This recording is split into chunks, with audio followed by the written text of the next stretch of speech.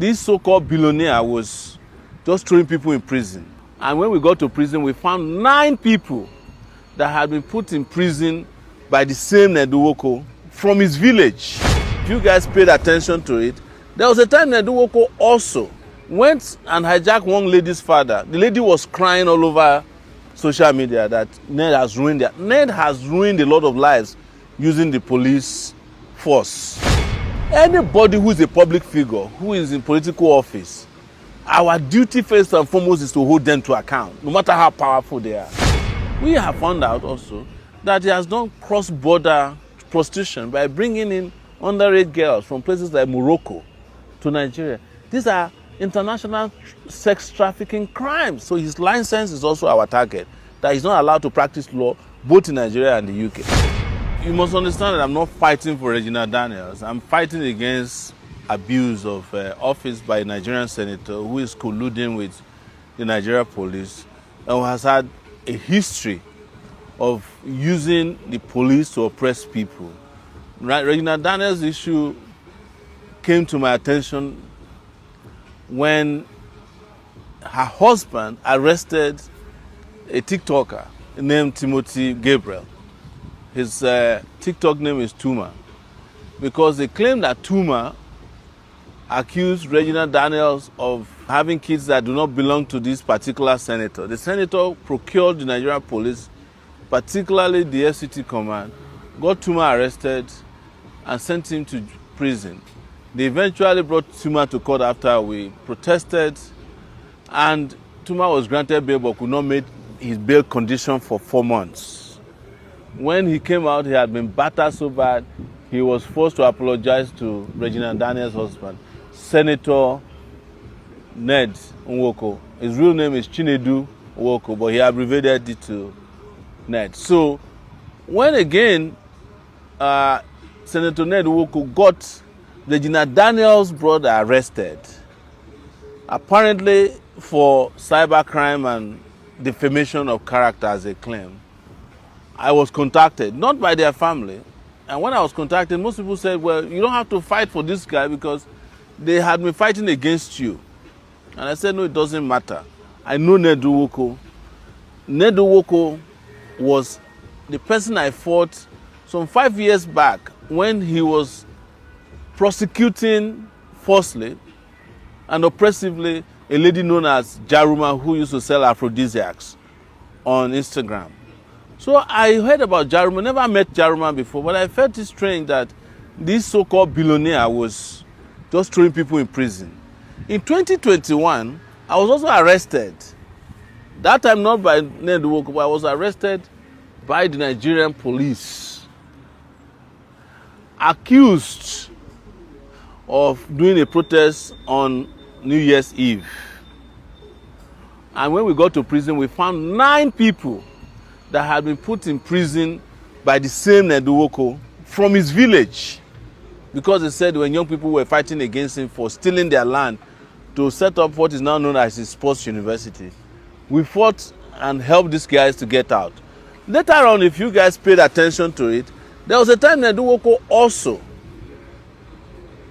went and hijacked one lady's father. The lady was crying all over social media that Ned has ruined it. Ned has ruined a lot of lives using the police force and using his power.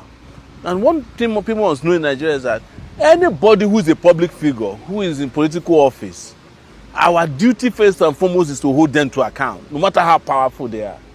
And when I heard that Ned had pounced on his in-laws, I immediately got involved in it. In fact, as at the time he arrested Regina's brother, I was declared wanted in Lagos for participating in the protest. So I had to run from Lagos to come to Abuja. And by the time I got to Abuja, we had already arranged a lawyer to fight for him. That is Samuel Ojogu, that's Regina's brother. And we were able to get him freed on Monday after spending about 3 nights in detention in an unjust and unlawful and illegal manner. So after freeing him, I discovered that Ned had other plans in place to arrest Regina's mom. He had intercepted Regina's phone calls and was going to use it against her. He was planning to reveal and release her private chats and private parts in the open. And as someone who is an advocate for respect for human rights and dignity, there's no way I can sit back, even when so many people will say, well, why would you care about a girl who was part of the oppressive system that you've been fighting against? Well, I don't care about Jews or Gentiles. I fight for human rights regardless of whether you support me or not. So your support or your love for me is not a condition for me to create a society that is just and fair. And I hate it. Everybody understands this. I hate it when people use their power, when they use illegally acquired wealth to punish people because they feel they can get away with it. So that was how we got into another issue. Found out that Ned married Regina Daniel underage.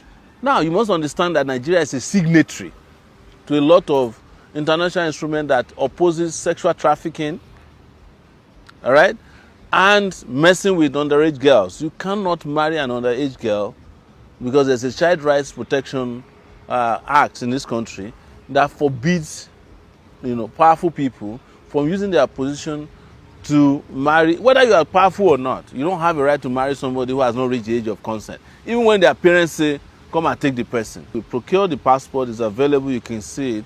Upon discovering that this might be a problem, because he's an international lawyer, he practices in the UK, where he's gotten involved in a lot of shady dealings, by the way, he went and helped her procure a voter's card.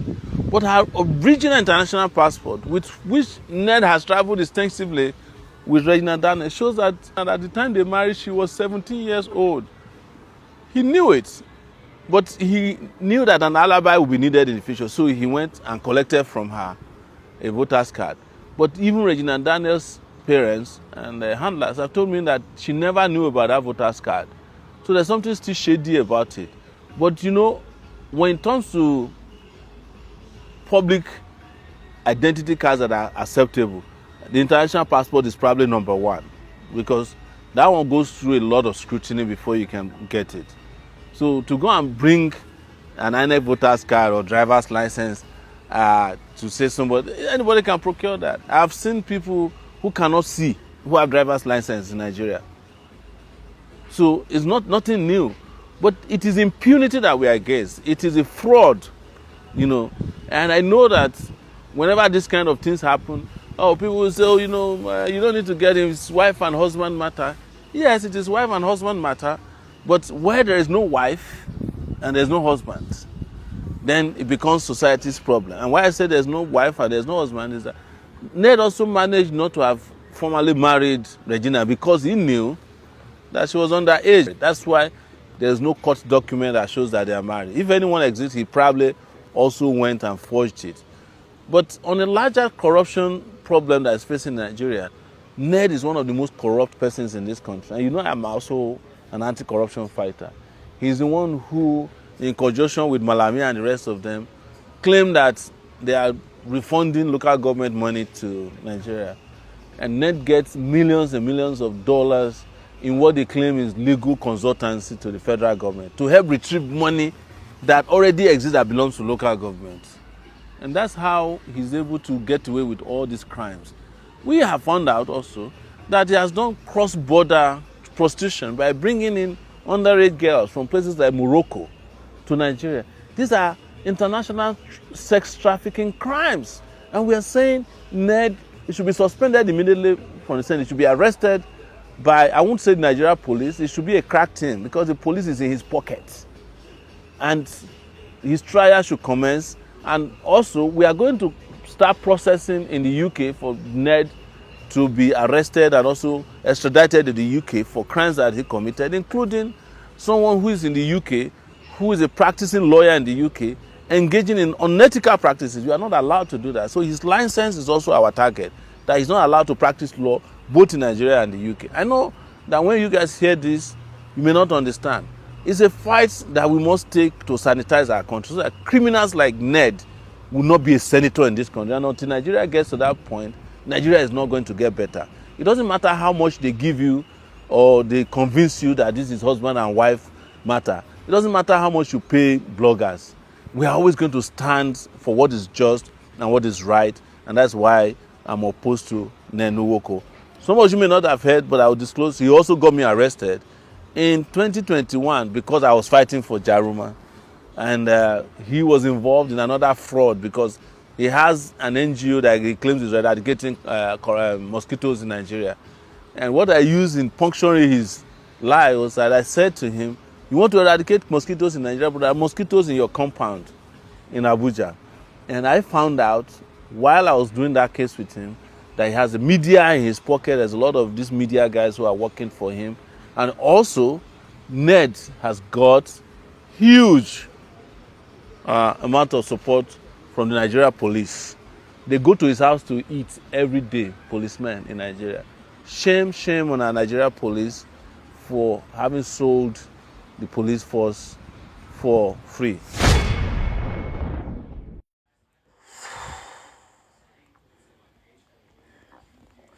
So when I call Ned a criminal, you thought I was trying to be disrespectful? No. I'm a very humble person. I don't disrespect my elders, especially a man old enough to be my father. Yeah. Ned is old enough to be my father. Another thing that Omo Yere or Sowore did not include here is that Ned's age, his official age, is not his real age. Ned is above the age of 70, but he is presenting himself as 65 or blah blah blah, just to make himself look a bit younger, to marry a 17 years old minor. I made video which is on my Facebook page, on my YouTube page, where I said Ned is a criminal. I made it clear that the law firm in the UK that Ned is using to boast was not his own. It belongs to his first wife, who is a barrister. And then being the wife of Ned, obviously, his name will go into that place. So that is how he started bragging about owning a law firm. So he is into smuggling money. Ned smuggles money for top politicians, rich politicians. That is how they smuggle our money and buy houses with cash. It's through Ned. Yeah. Ned does a lot of illicit activities, and that is why I don't have any respect for him claiming to be a billionaire from money you did not work hard for, money you are stealing through illicit activities. Now you've heard it. He is into human trafficking young underage girls from Morocco into Nigeria and hand them to senators. All those senators you see there, that is them. They pay him to do that. All those top ministers and whatever, that's what they pay him to do. If Ned is a lawyer in the United Kingdom, how long has he been in Nigeria? How many cases has he handled here? Because the law firm does not belong to him. It is not in his name. It's the wife they used. In fact, it's the certificate of the wife they used to open that law firm. So that's why he don't care about what he's doing. He's only using it to deceive who does not know what he's doing, to deceive the people that want to trust him with smuggling money, to say, I have a law firm in the UK, blah, blah, blah.